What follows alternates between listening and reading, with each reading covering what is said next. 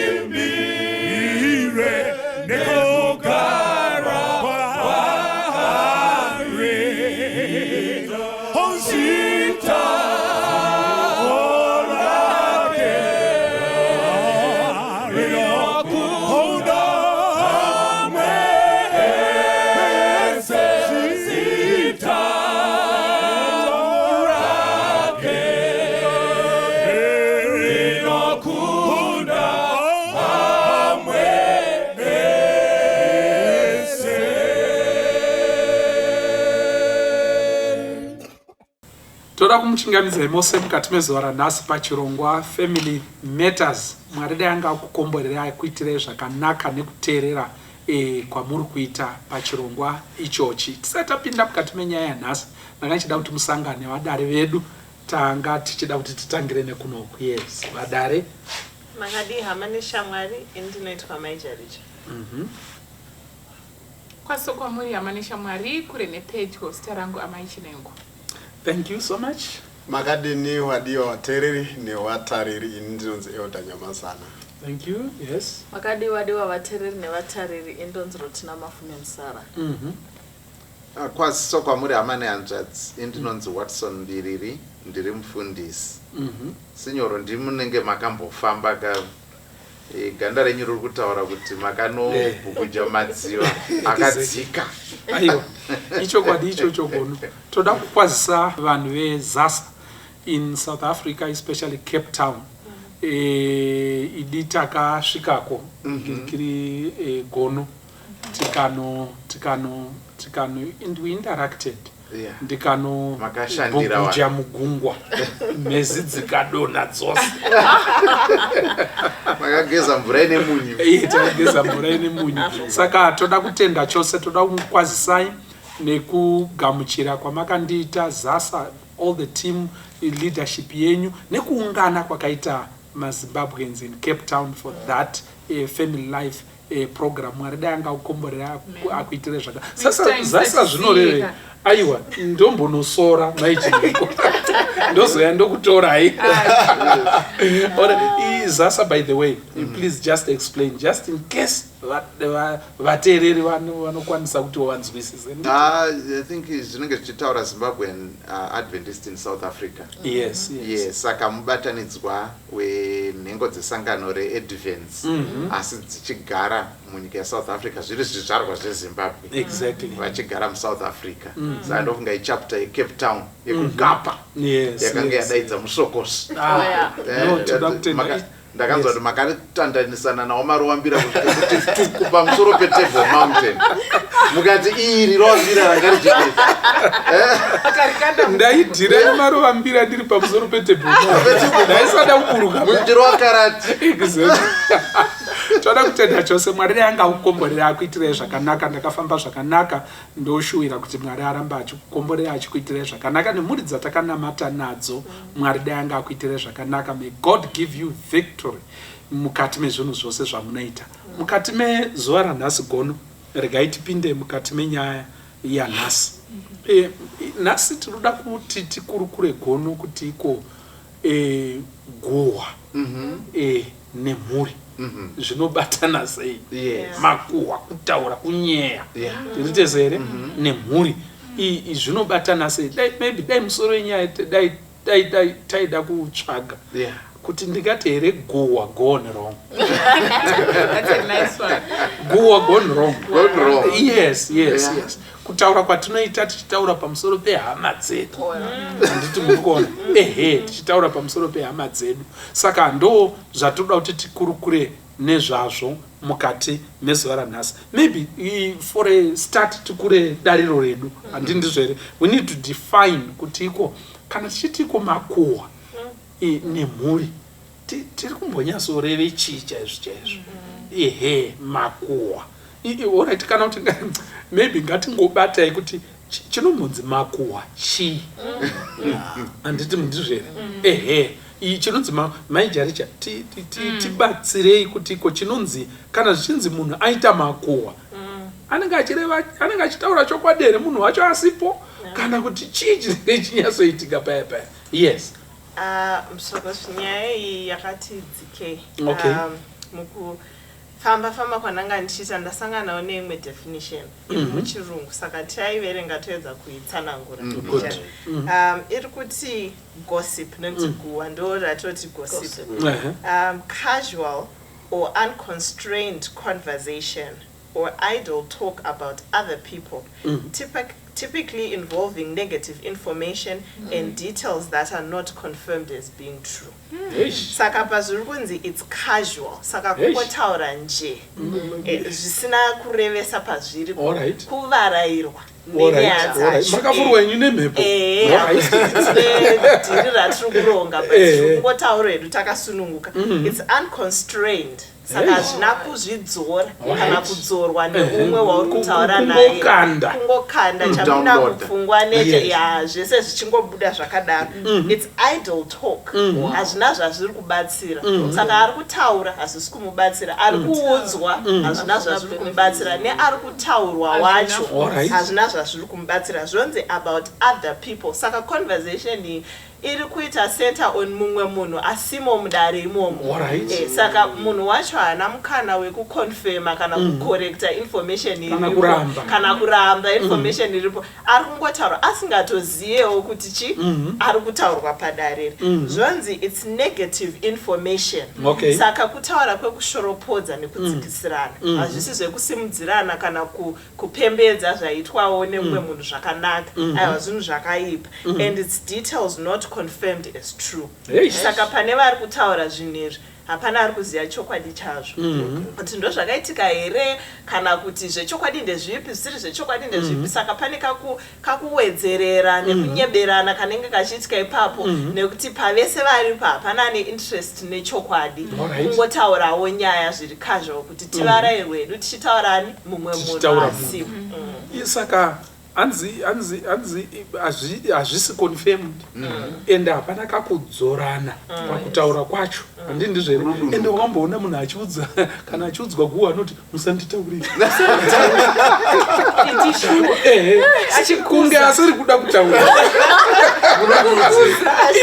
Aiwa muri kunyepa ini. Aiwa ipai.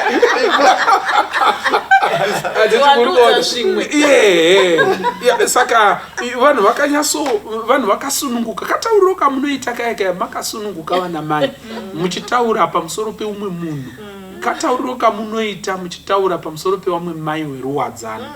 Muchitaura pamusoro peumwe mufundisi kana kuti vamwe mai mufundisi kana kuti shamwari yekubasa kana manager kana kuti security guard wepa. Ikatauriro kamunoita makasununguka muchimurewa. Ndokatiri kutaura ikako kamunoti yuwi mumboti zero kupa manyawi nemanyemwe nekukuchidzira umwe wacho uyu kuti anyasodhiga zvakasimba achikutaurira information yacho.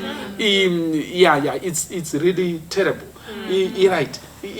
Mani Musara imbotibatsirai kana pachinzi pari kuitika makuhwa.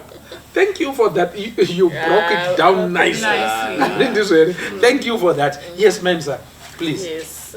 Maini wavatopasa rovambira nakungotaganyika uzvo. Okay. Asi makuhwa.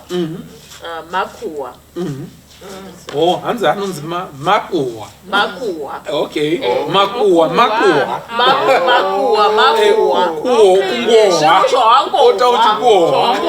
Saka uyo anohwa anoudza umwe ongohwawo. Oudza umwe. That's why it's casual. Oudza umwe onohwa. Atichingohwa kusvika family yese yahwa nyaya yacho. But hapana substance.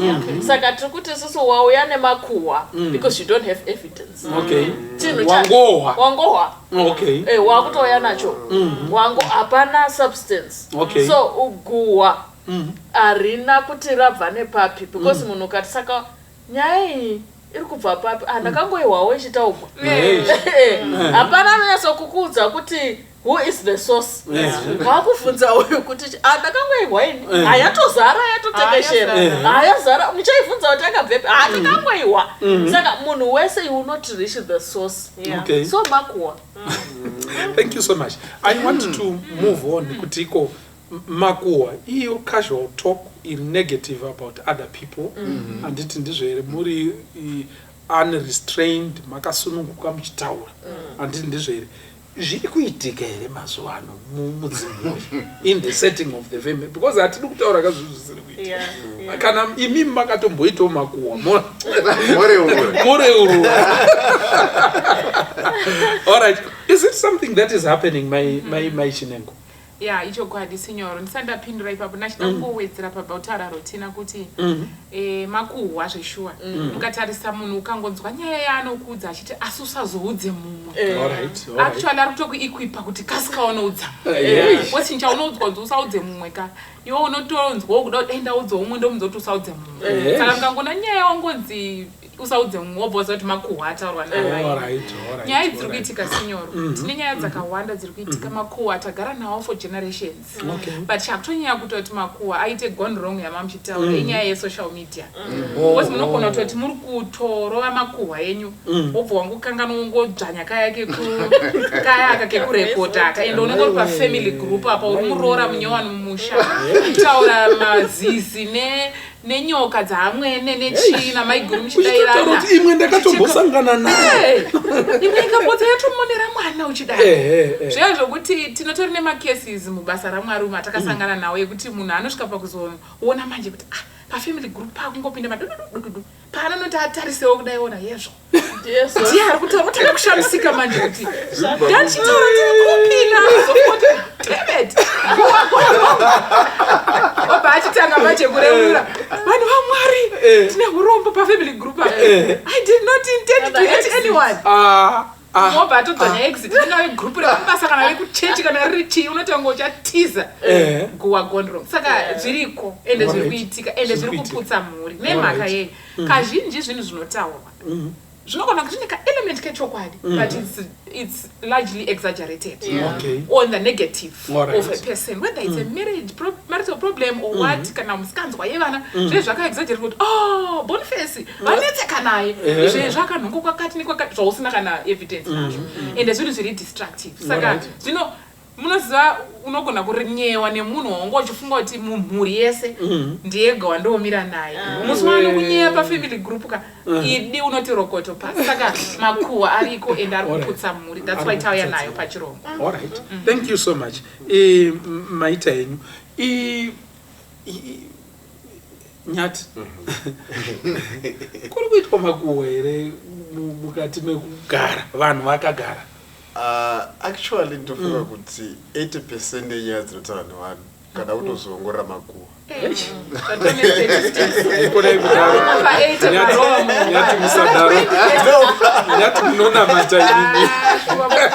Because half the time, because tikada kutora definition yamajority, it's unauthorized talk about somebody. What is somebody is just relaxing, and zvinhu zvokuti you can actually even do subconsciously. Kutongorera takutaura mai musara but usingazotoita makuhwa. Saka zvinhu zvinoitika in our daily lives ende kana kuzongorora zvinotoshape even my relationships and my families. In most cases unotonzwa munhu achiti uyu handina basa naye because ari kufamba achinditi. That's very true. Saka zvinotoshape my relationships and you, to be honest, you can kuzongorora my relationships and my families mazhinji anotori based on makuhwa. Kuti uyu handite chakati naye because akadai but zvakadai zvacho haana kuzvinzwa from that person. Zvaataone makuhwa. Saka people form perceptions about people based on what they hear about them. So it's very dangerous. It's very dangerous. Very, very dangerous. Let's move on. Saiko vanhu vachimboita makuhwa. Why? Chiko chinyasotekenyedza vanhu kuti agotanga kuita makuhwa. Kutonya pana mwana anotokwira bhazi kachaini. Anonzi sleep over, girls outing. Vana mai vanongobatana as very close friends, and they go out on a weekend. But anditi muri kuona nayo cho munopera variko anditi muri kuona nayo chiripo. Saka ndiri kutiko, why do people engage in these things? Are there any reasons why do they engage mumakuhwa? Igono maybe ipapo inoti gama ipapo maybe mungangove nekutiko zviri kuitika here 1 or 2 points but tigame ipe kutiko seiko vanhu vachitaura makuhwa. Notenda zvikuru sinyoro nekutambanudzwa nekutsokodzerwa kuri kuitwa nawi. Ndonga pataurwa zvakanaka chikaranga chatipa etymology. Exactly. Kuti zviri kumbobvepi. I think vauya neengo yandibatsira zvikuru. Unofanira kungovawo neshamwari inotaura chikaranga muupenyu. Zvinokujekesera zvimwe zvinhu. Saka nyaya yemakuhwa sekutaura kwazvaita inyaya yezinzwa wakanzwa kuti nzou dzapera nemariwa. Kunzi muzara panoko dziri kubatwa chokuti pano makaiona here pana asingazivi. Everyone knows. Ndimi muri kutondishamisa. Ndimega. Otherwise ndozvinoita makuwa. Saka munhu anotsvaga credibility pakuti zviri kuzikanwa nemunhu wese, even though asina chaiye waanoti ndiye akaiona. Saka ndozvinoita makuwa. So mamataura imi kuti mabvunza kuti zvinenge zvimbobvepi, ndofunga zvine pakawanda wanda. Pamwe pacho zvinogona kubva mugodo chairo. Kuti munhu unogona kunzwira munhu godo nezviri kuitika muupenyu hwake. Ngatigotaurai semuenzaniso. Takanangana nevanopinda makereke, vanopinda masvondo, vanopinda machechi, kuti panogona kunzi ko mufundisi azonoroora mwana wamainingi achisiya kwaeldani chigagairwa chiri kwaeldani inge hachioni.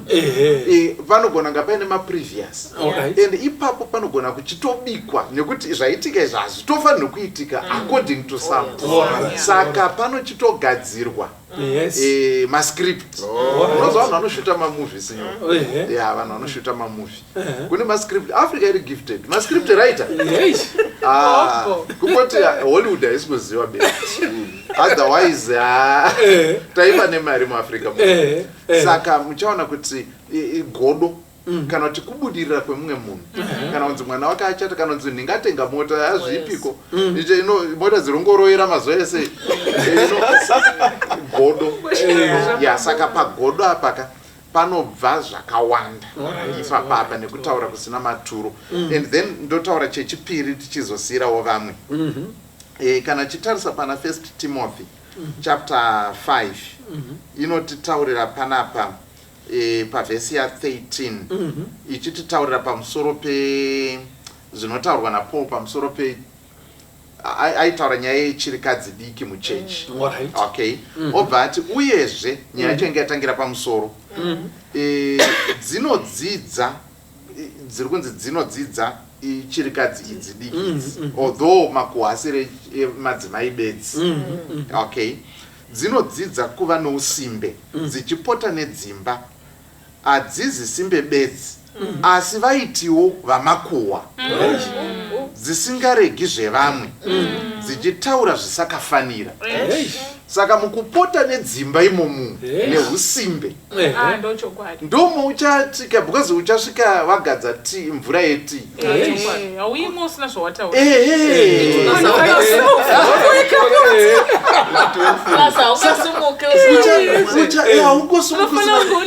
Saka unofanira kuti ukavhe chigap kuti mvura izodziye paita pachaoccupiwa neya.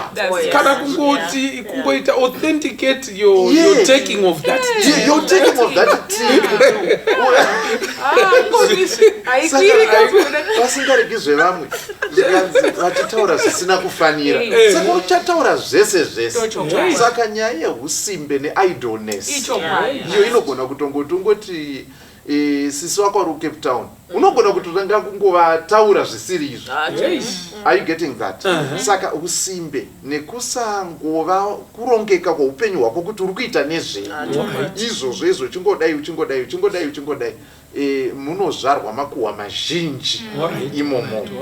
Bhaibheri riri kudaro. Saka in other words mukaenda kuna Proverbs chapter 14 verse 23 past, that's one of my favorite verses. Inototi in all labor there is profit, but idle chatter leads only to poverty.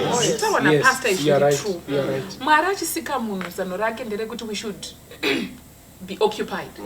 Saka ukasazvioccupy nebasa, something meaningful, you occupy yourself with something worthless, like goa. Saka vanhu vasina zvokuita vaya, they have all the time kuteera kuti apa varwa kwambira kwarwiwa, kwajericha kwatukanwa kwazodi, ndopa vanotanga kufamba nenyaya. Ndo ndachitangotsimbidzira ipapo. Saka inoita sekuti pano maybe zvinonobatana futi dzimwe nguva, especially kana zvakunobatana nemalisi yekuda kunyatsa kudamage mumwe munhu, zvinogona kunobatana compensatory behavior, low self-esteem, yekuti amaijaricha vakazopuhwa mubayiro haiwa zvipiko, maloya anongonyepa mubayiro wekunyepa mukoti or something like that. Saka saka munhu anogona kuita sekuti anotaura mukuzvijustifya Okay. kuti ini hangu handina hangu mubayiro iwoyo but nditori nani. Tinovaziva vanyaya dzavo tikada kukuudzai hamuzodi kuvaona, something like that. Saka munhu anochinokokora chokwadi pasina asi achino kwengurudza anosvira kuwisa vari kubudirira nekushanda. Saka zvinonobatana futi low self esteem and kuda kuzvijustifya necompensation yekuti haina hangu handina izvozvo asi ndiri nani because nyaya dzautodziziva. Saka ndiri kuda kuti iko mubatsirikane vana vaMwari kuti iko kaupenyu ikakake kekugara usina anything or something that is broken down into short term and long term goals. Hapana pa mangwana chaiyo hauna kuti chii chaunoda kuti ga zvitatu izvi ende zuva riri kutokushotera. Pane umwe munhu akatiudza kuti iko pastaka zuva dai ramboiswa pa 30 hours chete ndikafara. Handiti muri kuona nayo chete because I'm so busy. Ndikaudzwa neimwe shamwari yangu zvichinziko munoziva kana vanhu vakuvhara magedhi na5 so vachitoenda kumba ndotoshamisika kuti muda unoitei ndinenge chiri kuda kushanda. Saka munhu akadaro ane zvinhu zvaari kuda kunanavira, ane zvinhu zvaari kufambisa mukati meupenyu, ane nyaya dzaari kufambira dzinobhenefita mhuri yake nekubhenefita community nekumuita munhu chaiye iye pache zvake pakuzvivandudza, kazhinji nguva yeguhwa unenge usina. Handiti mukuona? Unenge usina. Thank you for that point. You wanted to say something, ma'am, Sarah? I don't know. Yes, chokwadi. Ndachida kuti kazhinji zvinoitika nejealousy chaiyo. Mumhuri. Alright. Umwe abudirirawo zvakanaka ashandawo. Achingobudirira chete. Ndivo vari kuti mwaropa hamuzvizivi zvotofamba oga ndiyangeta mari mumba muno oga wani kudai kuti uti ropa racho rakamuwa kupi uye nani hapana ari kuziva akamuwa ropa ipapo. Iwe rako ukatoriona repachigunu unoskirima unorigesa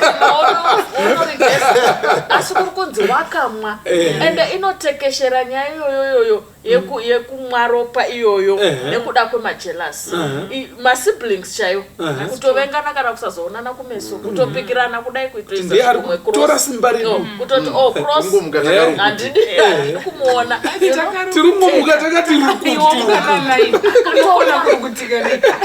vana vake vatodzidza vana vake vava UK Australia vanhu vachingokweshana nekuda kwemajelasi kusadzidza kuappreciata kuti umwe wangu abudirira and it's part of the family nevanovaraigwa vari pazvipfuva zvevadiwa wavo kuvaraigwa chaiko pasta unoona munhu achiti tete vangu vaya uchivaona paya vakabva kumurume vabatwa nechikomba chikomba chacho harambochiona tete vabvawo kumurume nokuti zvimwe zvakadini zvakanetsa zvakaramba asi atofambisa gospel chaiyo kushaya nyaya akaisa ari pachifuva cheumwe wake zvitovaona vaya tete vangu vaya musi wamunonetsana wonzi saka iwonda kuona wakamira nemurume pakonapo wanga uchidaita satete vako vaye vakati kumusha kwako kune hunzenza it comes back to you. The way you say about your relatives to your partner is the picture that they have and that picture will be thrown back at you anytime. Iwo kandudza kuti mai vako vanoroya vanotobata uri pachifuva zviri kufamba zvakanaka handiti ndivamwene vangu kavachadawo kutora vazukuru handiti muzukuru orwara semberi chaingokwirawo ndoendesa muzukuru wangu onogwarawo nekuchinja nzvimbo inini ndakaudzwa kuuri pachifuva kuti mai vangu vanodi vanobata kuserikehari kuya kukicheni kune zvakati what will come into my mind utototi vamwene vatanga kudina votoda kutondiroya mwana wangu kungosvika nokutopisa muviri ende akabva achema usiku hwose hana kana kumboda kuvata kana mwana wangu akachema pane zvaitomubata yet wacreate fictional stories in your head.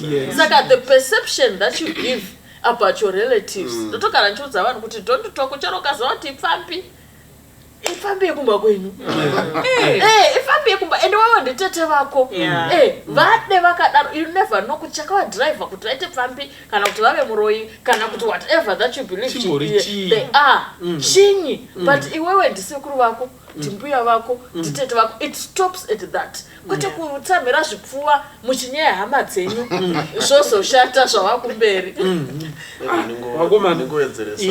Yes. Thank you. Yes. I think chimwe chinotokonzera guwa in my view inotori nyaya low self esteem. Good. Yambonzi do na gono. Tozvidzikisira chaiko kutoti munhu anenge aida kuti sakufita within a certain group. Okay. But there is nothing chine substance to bring on the table.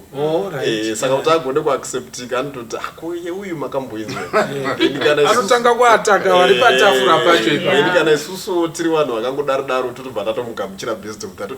Tompa chituru patafura. Saka nyaya low self esteem and also poor conflict resolution strategies. Yes. Okay. Some people actually use guwa as a weapon to address my conflict. Yes. All right. Saka zvavanoita vanoti vakasvika panapa vanopainta a negative picture yamaimsara so that isusu tese we go against maimsara tobva taona sekuti vanhu vari right maimsara munhu ari wrong. Saka in the process they also get satisfaction to them vanenge vatowina.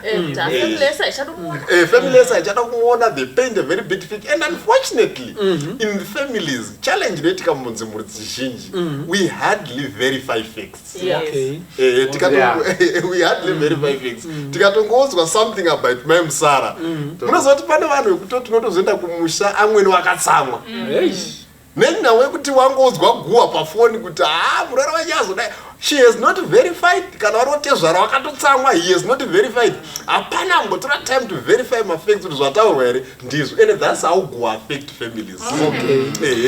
Inyaya dzisiri verified dzisiri factual but munhu ari kutomake madecisions based on that. Saka nyaya poor conflict resolution. Good. Ende chandakaona paguwa munhu auya naro ukati we must put an end to this. Makasununguka here kuti dzifambire nyaya. Inini umomo ndangokuudzai. Inini zvozoti ndizozikanwa ndizotanga kugara matare nechinyi ina handisi munhu wenoise by the way. Saka information inoita fly miles and miles, thousands of them unverified. Yonotokonzera kuti kupaitwe certain decisions and attitudes but information there's nothing that is verified. But vanhu vatone ma-attitudes vatone nema-perceptions preconceived ideas about a certain person or about a situation but zvinhu it's not verified. Mwari danga atidetsera ipapo taparadza zvakasimba tofunga kuti hakuna banga rinocheka kukunda banga remakohwa paukama. Tiritezere Maijaricha, you wanted to say something. We also want to move forward. Ndanga chida kuti chimwe chinoita kuti makuhwa afambe ndechekuti makuhwa anonakidza.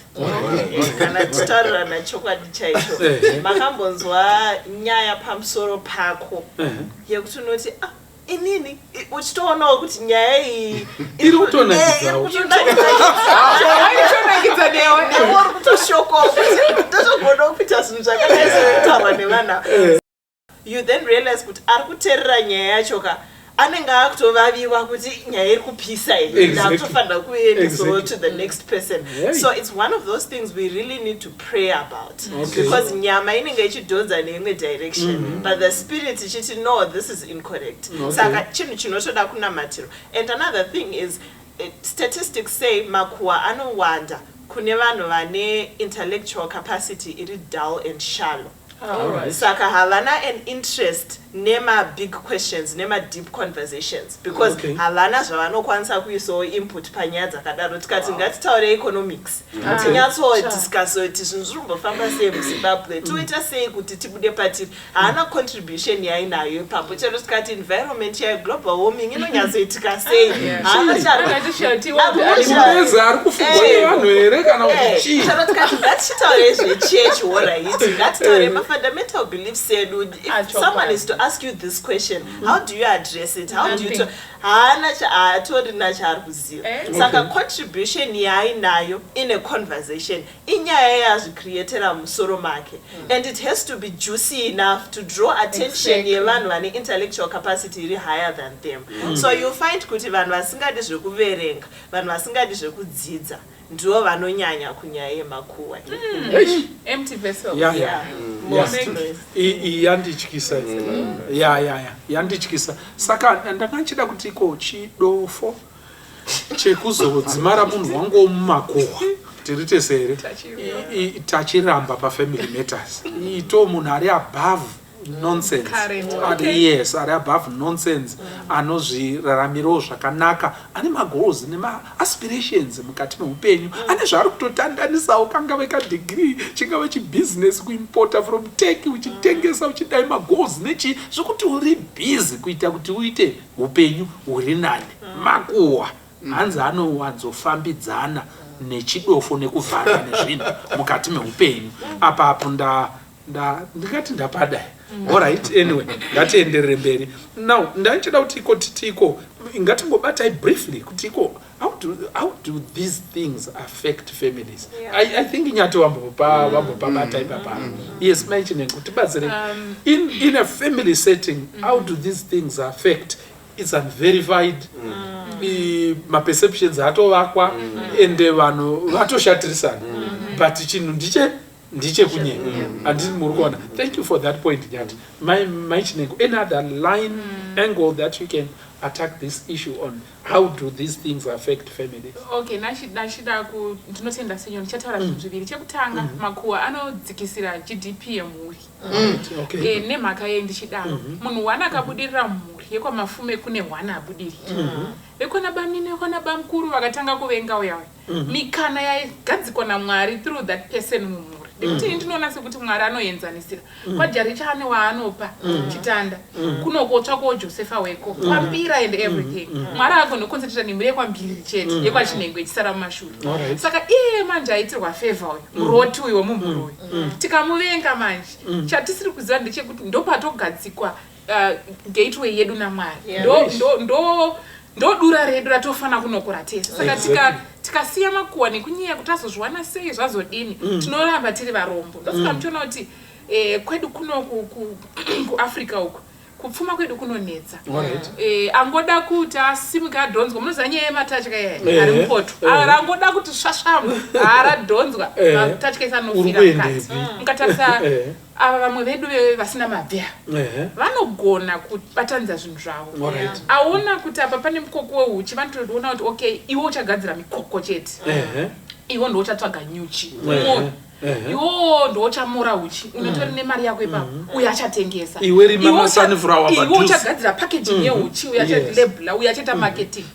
Uchi hwokomborera mhuri yese. But kuno manje nenyaya yeguhwa iyoyi techingodhonzerana pasi. Saka muchiona kuti zvinoita kuti GDP idzikire. Chimwe chandachida kutaura ndechekuti tine macases akawanda emarelationships aita spider web. Makambona imwe nyaya yekuti munoshaya kuti itambo iri kubva nekupi tedza mari chepano motombo yakona nekuko dziri nyaya dzakarukana mumhuri. Mamwe madivorce chaiwo akaveguwa. Inini vabereki vangu vakaparadzana past over 20 years ago.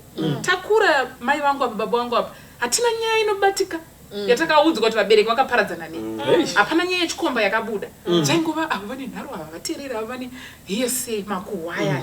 Akatoita kuti vamwe vana vakure in a broken family. Nenyaya dzeguhwa dzekungoti tete nhingi bva wazokuza izvi, ndobva wazoti bhudhi musadheererwe, hama dzeuyu bva dzatorawo kuti muti chii chakaitika. Saka muchiona kuti so many relationships in our families. Vamwe izvo vakaenda kuUK kare havafone kumpa. Vamwe vari kuno vari kuti vekuUK vakaburuka ndege hatitsike kuRobert International Airport. Mapirinjanja nezvinhu zviri unverified. Saka kana paine chinhu chinouraya uroyi ukuru mumhuri ndihwo guhwa gone wrong. Nemhaka yei hakuna munhu anozofarira munhu anomunyaya. Tikanzwa kuti unoti nyaya ndakutozvisebedza kure nemhuri yangu neimmediate yangu. Saka tingaswerera guhwa rakaipa. Guhwa gone wrong. Yes. Saka ndiri kufunga kuti ndine mumwe hama yangu yandinoziva mwana wamai angu chaiye akatumidza mwana wake kuti iko hama dziripi. Ndo zita remwana wake. Takaedza kugara naye mukoma wangu chaiye kuti iwe zita rakareba iri raita sei, anditi muri kuona zvakanzi yes, this is what I believe, kuti this has gone wrong in our family. It seems like we are not together. Everyone anogara kwaanogara and no one phones. Pakanzi parorwa mwana uyo havatozvizivi, tikuona pamafacebook and all that kuti mwana hazororerwa mwana and all that. Families can be teared apart. Umwe akanogara uko stonewalling, garai kuseri, isusu togara kupi, togara kuseri. Saka mubvunzo wandinoda kuti ndibvunze mukati mezuva ranhasi, nenyaya yemakuhwa emumhuri menyu, hama dziripi? Hama dziripi? Right. Izviko zvingaitwa maybe kuti tibatsire kana kuti maybe tisati taenda ukoko.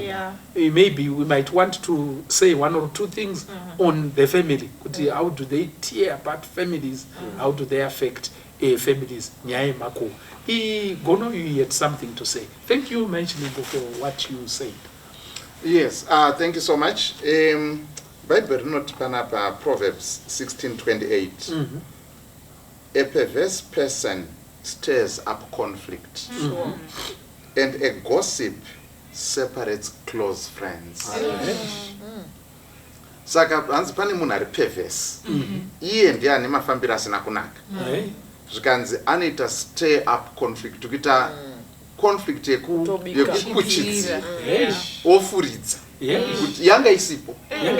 Yes. Kana kuti yanga ingori nekatsotso kadiki, munoziva kuti mungana chichikutudzirwa katsotso kadiki kakutsigiririrwa nematanda kuti zvinasonyeka. Unoona, saka zvikanzi gossip separates the best of friends. Saka ndo pangu pabatwa pataurwa kuti kune dzimba chaiko dzinotoparara nekuda kwemakuhwa. Panokwanisa kutotaurwa kunzi baba aireza mucheka kosi, ndimi bedzi musiri kuzviziva, and so on. Vanhu vanokwanisa kupa vanhu varume vavasina, vagopa vanhu madzimai avasina, vagotopa nelocation, vagotokota mashoko akataurwa mugumbeze maunga wasina. Vanhu vanozviita, vanokwanisa kukota kuti uyu bvati mugumbeze imo. Muri kupabata? Saka kana vanhu vanga vagara vaine ukama usina kusimba, kune dzimba zhinji dzakazungunutswa nazvo izvi, dzikati ngondo pasi nemakuhwa. Vamwe vanozozvibatawo later kuti ndiko kutoondomoka kwacho ikoko itori new chapter paguhwa irori mune matovhura umwe mukoko, matovhura imwe futi harizomirika kuti zvakazoeka, itori imwe chapter inenge yatotanga futi. Saka guhwa rakaipa pakuti rinoparadza mhuri, rinokwanisa kuita zvakare kuti sekutaura kwazvaita vanhu vati havachatoonani nekuda kwekunzi mashoko ndakanzwa kuti akati zvakati pandiri, ndakanzwa kuti akati. Saka zviri kunzi guhwa rinoseparate the best of friends. Mumwe akataura achiti imbwa inouya yabva nebhonzo rayabva naro uko yosvikosiya pamba penyu, kazhinji chinoita kuti isiye ndeyekuti yatora rimwe ipapo, haingosina. Saka munhu auya neguhwa uyu ari kumirira tiho, imi pamuchati inga zvakaoma, ane chaachatobva nacho ipapo, paari kubva apa haisisiri yake, yenyu imimi ndimi munenyaya iwe. Vanga vachitoti azotaura zvanga achitaura iye saka muri kuona kuti zvinochiseparata vanhu manje, because ataura akunoudza futi mumwe kuti zvavanga vachitaura, and so saka it separates even the best of friends. Saka guhwa rinoparadza kuparadza. Inini ndanchida kuti koti boita talk to these situations, African situations, whereby people are cast in some dark concrete. Munoziva kuti pana vanhu vatori nelabel vanonzi vane chiruoko chemunhu, muhosi makambozvinzwa here chiruoko chitsoko muni kuti unyatsotiko pavanhu vatema kuti akazi kana kuti zichidhoma rinogara sirapo ukatsoti pavanhu vese muraini muno mataura nezidhoma rinogara ndiani chaiye chaiye akanyazombonyasotsangana nacho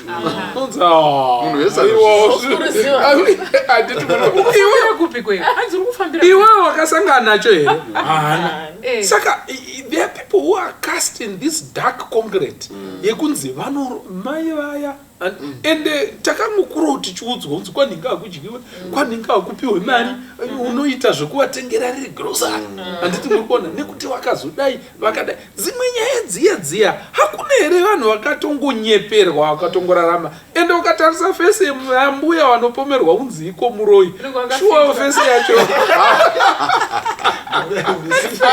imbotibatsira iwe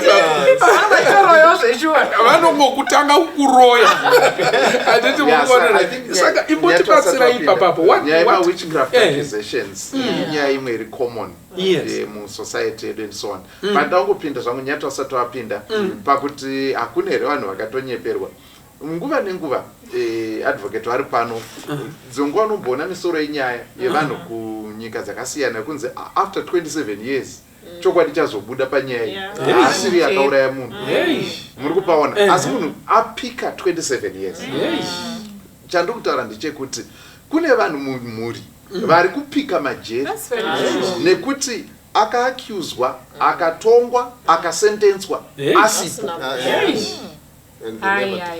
yes kana opportunity yekudefenda haana kuiwana ende zvinoto asi ari kutopikira exactly ende chinorwadza zvakanyanyisa ndechekutiko zvaitwa nehama handiti muri kuona kubayiwa nepfumo jena saka zvaitwa nehama kana kuti zvaitwa nevamwe vafundisi vandinoshanda navo kana kuti zvaitwa nana mai veruwadzano vacho vemukomiti yepamusoro peruwadzano vaya tiri 7 ndoma zvaitwa umomo kazhinji ndo zvinowanzobaya munhu handiti muri kuona dai zvaitwa hazvo nemutoro zvingadei zviri nani saka nyaya yemakuhwa vana vaMwari tiri kukuvadzana zvakasimba mukati mekurarama ngatipabate ipapo nyati nashidatiko just briefly on the issue mamchireza from the African point of view witchcraft accusations I think though the biggest chunk yemakuhwa in our African context and it mostly driven nepoint about mamsara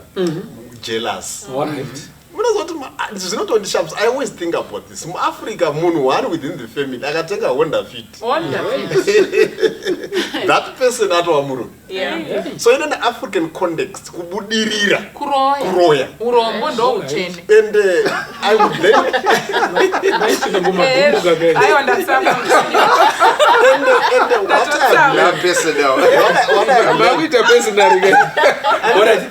There's an anthropologist, I think, Anonzi Malinowski. He did some extensive researches around why people accuse each other on witchcraft. And one thing that emerged was issues around gender and issues around jealous.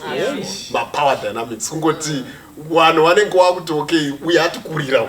Saka, how do we destroy that person? The best way is to speak bad about that. And then you and all those things. Saka, ukaona scientific. It has been scientifically proven that she no driver is jealous. Saka, in this case, kana isusu tu ma families me. Tikaona tungo munozopa pachi nonyazo kuti mai musara wari kutomhanya mhanya. Watangira apa. That's very true.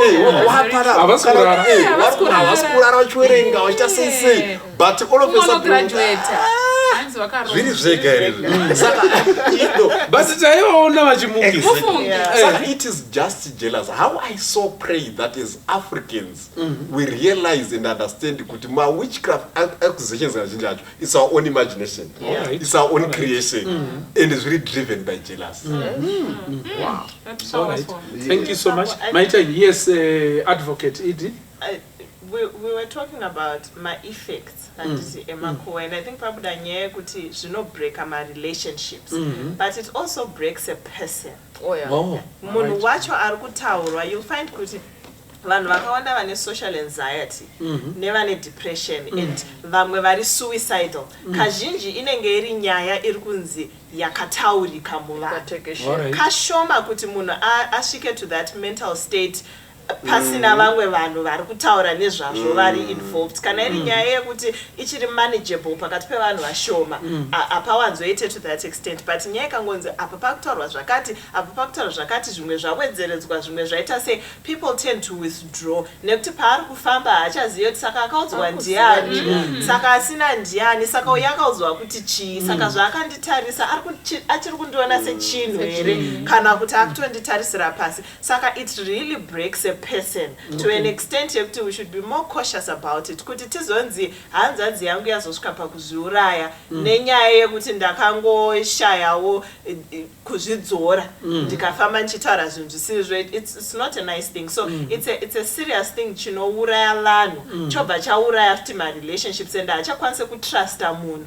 kuti saka chero ndine chiri kundinetsa ndichakwanisa kuudza maichinengo here pamwe ndo vachatozofambisa nyaya yacho wowedzeredza zvimwe pamusoro saka it really breaks our societal chain and values. Kuwedzera ipapo futi vanhu vanogona kutokwa. All right. Thank you for that. Kapo yanga ichiwirirana zvayo zvakanaka nazvo. Ongozoendawo kumunhu akanyararawo inongwai. Mudzimai waiuya muri kuzviziva kuti anodai.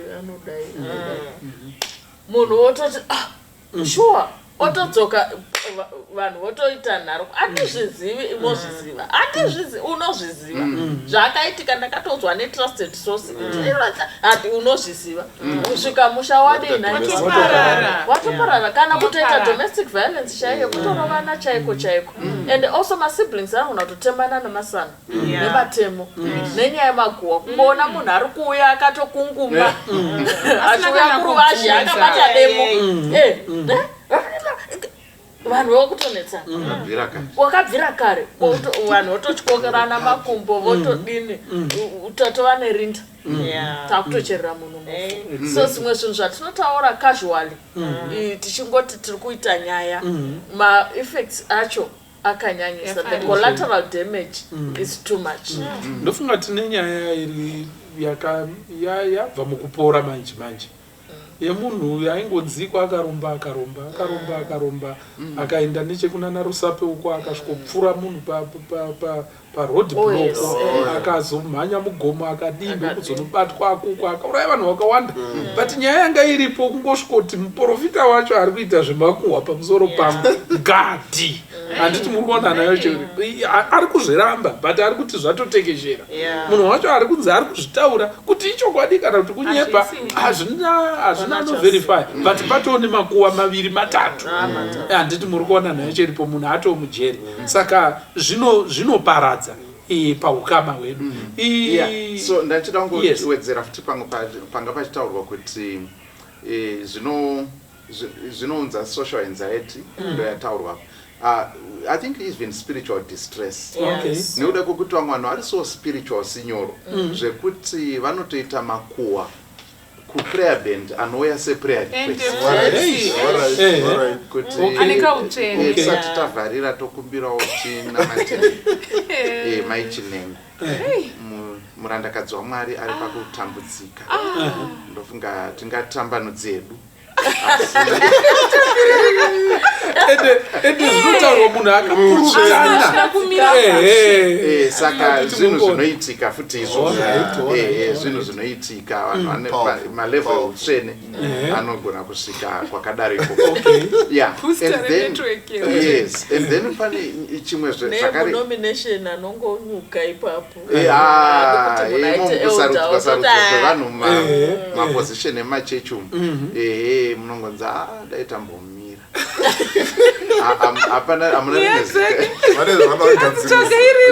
pane zvachiri kumbobatsirana nawo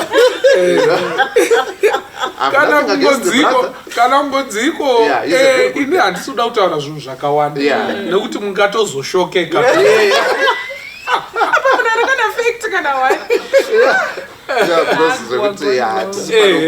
hatisipo pakunyadzisatichimbomira izitadai mamine rimwe zvaigona kuita saka uya pachazonzwa kuti ndozvaitika zvinonza kupesana even kwemhuri chaidzo kwete just individuals.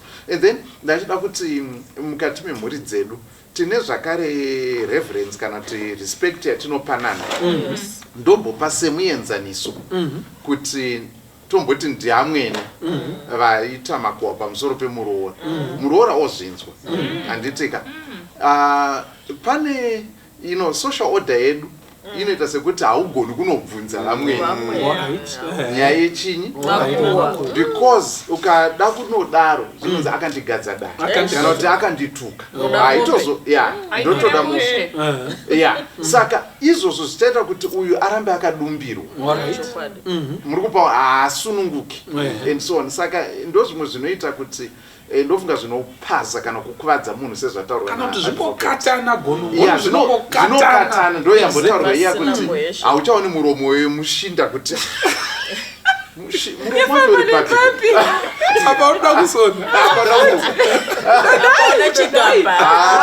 kuti hayeka wena unozokuguma ndaugara kuwadzana ndichikorobha pavharanda pangu isagobra nomwati yangu ndozvinyararira iwo ngavachiga icho chifamily group chacho ichocho ndabuda handiti muri kuona. Alright, thank you so much. Maybe one or two things before we close. We are left with about 3 minutes. Let's look at our watch. What are some of the things that we can do to meditate against these things, against this veiled fire and a separator of the brethren? What can we really do? Yes. Thank you, Senor. Ndachida kuti munozanya yataura naPastor Mbiririka, it's a real issue. Kuti munyarikani anoremekedzwa mumhuri anyeya ende zvazvo ndezvechokwadi hamusi kugona kunomubvunza. Inoda kufunga kuti they still need kuti nyaya idzodzo dzigadziriswe. Nemhaka yekuti muroora uyu achaita 20 years mumusha makango dumbirwa ende kudumbirwa kwemunhu nenyaya isingagadzirike it's disaster, it's disastrous. Saka ndichifunga kuti our social systems are put in place. Handizoti pangade ana sekuru here kana ana tete kana anani zvoitwa unoona kwekuchemera nekuti tinogona kuti titori nemuroora akatarisa izvezvi akusharu. Saka nyaya iyi ndoita sei kana mukwasha hanzi baba ningi vaneiko vanongotaurisa kumakuva vana kana contribution yavanoita mukwasha odumbirwa akangopfeka hovhorosi yake nedemo mumaoko. Saka ndo vanhu vatoda kubatsira iwawo kuti aiwa we have social systems that are set already. Nyaya ngadzitaurwa. Kana guwa raitika richatoitika kwenyu kana risati raitika richaitika riri sensitive chairo. Let's learn to sit down and talk. Nemhaka ye kana rikasataurwa richaramba richiwedzera ende richizvara zvizukuru nezvizukuru kusvikira magenerations vakunzi kwaninga kusvikwe kusvikira hata kuzoti hama dziripi. Saka let's use those social systems that are set in families. Kana iwo waonawo kuti guwa has gone wrong bedweka ngati zvininipisei sorika yakakosha kungozvininipisawo kana pachida kuripwa woripa hauna kuona zizi raamwina sa ukaritaura kana uchigonawo kutenga rokwe nezambia nematenesi matomi wotenga zvofamba zvakanaka. Thank you so much. Endiri kuda kutaura nevari padare ava vari kuita guwa racho kuti ari kuudzwa guwa iri be the one to break the chain. Because chinonyanyoita kuti guwa ritekeshere ndechekuti pana audzwa akundoudzawo munhu. Saka break the chain in 2 ways. Usazoendese guwa racho ikoko and also ita kuti munhu ari kukudza asafile comfortable kuuya kwauri neimwe nyaya zvakare. Saka vanhu vane makuhwa kazhinji ukamuti rega tidedze nhingi wacho kana kuti nyaya iyi ndofunga munhu yaanoda kubatsirwayo rega ndigotaure naye ndikuti ndaudzwa nyaya iyi newe haana guhwa rachadzoka futi naro kwauri. Saka if all of us were to do that hakuna makuhwa aitenderera. And kune ari kunyanya kufambisa guhwa ndinoda kuti chimbomira pamira wombozvitarisa wombowana nguva uchireflecta iwewe wacho and ask yourself kuti chinonyanyondiita kuti ndinakidzwe nemakuhwa chi and fix that because chances are there's something wrong with you not with the person ari paside. Zvatachambotaura kuti pamwe une low self esteem pamwe hauna zvauri kuita neupenyu hwako pamwe zvinhu zvako hazvisi kubudirira pamwe uri kunzwa godo nemumwe ari pasaidi apa. Saka zvitarise wonyatsoona kuti chambonyanyoita kuti ndivenge munhu uyu kusvika pakuda kumupaza chimiro chake chese chi and fix that. Okay.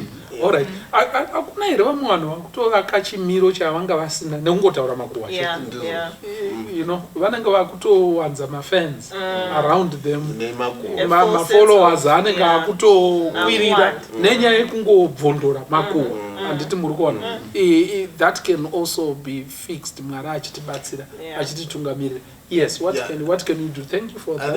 I think major chawambubuditsa pfungwa yakakosha kuti mostly makuhwa patati kudefine tati zvinhu zviri unverified zvinhu mageneral talk and all those things. So ini ndinoda kukurudzira vateereri kuti nyaya don't judge a person based on zvavanzwa usati waverify. Ukaudza kuti nyamazana akadai so mira uzoone uverify mafacts. I remember ndambosvika pane chimwe chikoro pandaimboita relief teaching akudhara headmaster pachikoro ipapo vakanditora garden pasi vari nyamazana don't ever make a judgment about a person based on what you hear. Zvaunonzwa nevanhu ukaudzwa nevanhu kuti ningakati noti it's okay but ndautanga ndazvionera ndega. I need to verify and in so many times ukaedza kuzongorora kazhinji kacho paunozonyatsa kutodiscover wega unozona no zvanga ndichiudzwa nevanhu nezviri munhu zvakasiyana. Saka zvakakosha kuti verify ma-issues and just to cement point yakaitwa munhu anoenda makuhwa ndofungwa ndiye the most dangerous person. Munhu wekuti ndikaudzwa nyaya ndinozi zvazonzora zvongo zvitaurwa. For me I always tell people kuti zvitori nane kuti kana waunzwa ndichitaurwa usandiudze. Because kazhinji kazvinhu zvisina basa. Saka ukanzwa munhu achindinyeni usandiudze. Saka ndiri kuti vanhu vanoenda nemakuhwa uchida kunoapia sekuti you are the messiah. Iwewe ndinoda kuapia sekuti uri munhu ari right. For me you are bad. Hausi munhu ari right. Saka misakata zvinoita kuti zviperere pauno. Right, thank you so much. Sarah, then you conclude. Vanoti kana nyaya yacho kwauri or kana wava the age to say it. Zvifunze about 3 questions. Is it true? Okay. Yekutanga, why am I saying it? Catch 2, and is it of any benefit? Yes. So kana ukasa answer my yes, then ingosiyana nayo. Alright. Ndokuti urege makuhwa. All right. Thank you so much. And before you go, ndakaona kuti chimwe chinhu chinogona kuitika futi ndechekutiko munhu akataurwa in a certain way anogona withdraw and kazhinji kacho vamwe vanokutoaffectwa to the extent of being that zvamuri kutaura zvacho izvozvo handiti muri kuona because mungori nekaatitude kekuti ndakanzi ndiri zvakati saka angouya vanoratidza a negative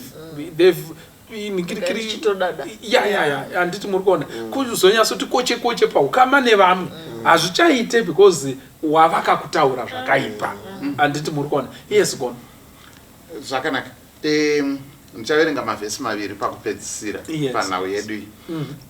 Muparidzi chapter 7 verse 21 na 22 inoti uyezve usava nehanya namashoko ose anotaurwa kuti urege kunzwa muranda wako achikutuka nokuti kazhinji mwoyo wako unoziva kuti newewo wakatuka vamwe saizvozvo.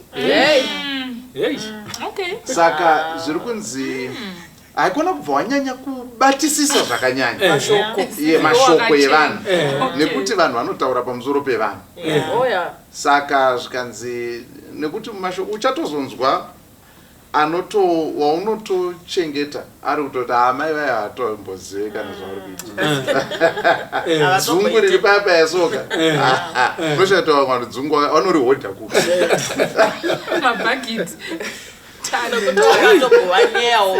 zvikanzi nekuti iwe wakabhotaurawo vamwe ibhaibheri. Saka riri kuti usaita kuti zvibva zvasvike kumwongo kana ubva zvatsvaga kufamba uchifundidza usazozviuraya rega zvinhu zvakadaro.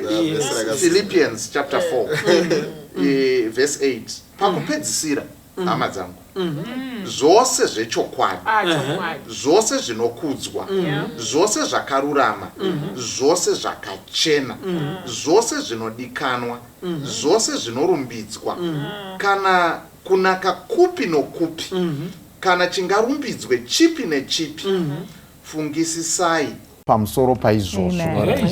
Nemamwe mazwi, it's a general principle yekuti pakutaura inonobatana nezvataurwa kuti zvakanaka here, zvakachena here, zviri necessary, zvinokudzwa here, zvinorumbidzwa here. Zvikanzi kana zvakadaro, ayo ngarizvifambe. And communication yako ngaiwe inoedifya. Zvinobuda muromo mangu ngazvive zvinoedifya mumwe munhu. Asi kana zvisingapase test iyi, ayo asiyana nazvo. Siyana nazvo. Unogona kushandisa nguva nesimba rako kuita zvimwe zvinhu zviri nani. Okay. Thank you so much. Soko raMwari rinotiwo zvakare hanzi usareva mambo. Kunyange uri mukati memachira ako chaiwo. Handitika hanzi nekuti kune shiri inogona kungozvitora yosimudza zvawataura yonozezera kuna mambo. Saka shoko raMwari rinotibatsira kutiko siyana nenyaya yemakuhwa nekureva vanhu. Nekuti hanzi shiri haigoni kutora mashoko emunhu, but kunziko zvausingafungidziri ndo zvinozoitika. Guhwa can go wrong. Tirite sere munhu wacho wauri kutaura nezvake, unfortunately somehow kune shiri dzinongouya dzinofarira mashoko. Imwe yacho anogona kuva kamwana kako chaiko. Kamwana kako chaiko. Nemanziro aya anotonza. Ane zheve. Anonoudza munhu uya. Ende wofunga kuti zviri kufamba but pasina chiri kufamba. Mwari dai anga atikomborera atitira zvakanaka, tisaparadzane, tisakazhane, tisadzikisirana nekutyorana nekuparadza character nezvose umunhu hwemunhu hugoparara nekuda kwekutaura kwemashoko, nekuda kwekungoti vanhu vari kuti idi here, shuwa here, usanditaurire kana. Iwe uchienda uchirudunuka sechidhoiri, haikona kudaro munhu waMwari. Mwari dai anga akukomborerai akuitirei zvakanaka. Guwa gone bad, gone wrong, hazvina kunaka mukati medzimba zvivake mhuri. Mwari dai anga akukomborerai akuitirei zvakanaka. Zita rangu ndoitwa Pastor Francis Mbira, musokosi pachirongwa Family Matters. God be with you. Amen. Koronzerwa misi yese kwakati tendereza